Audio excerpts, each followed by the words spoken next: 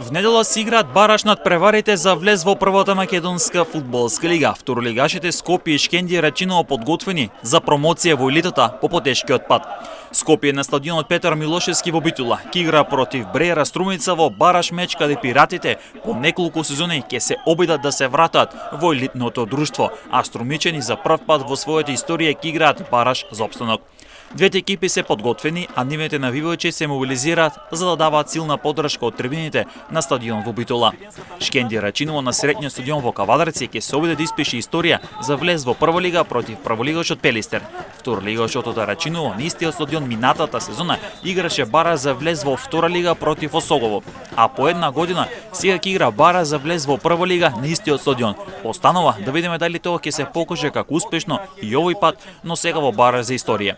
Пелистер подготвен доаѓа во Кавадарци да го одигра најважниот меч во сезоната и да се избори за опстанок во прва лига и за следната сезона. Навивачите на двата клуба најавуваат силна поддршка во Кавадарци.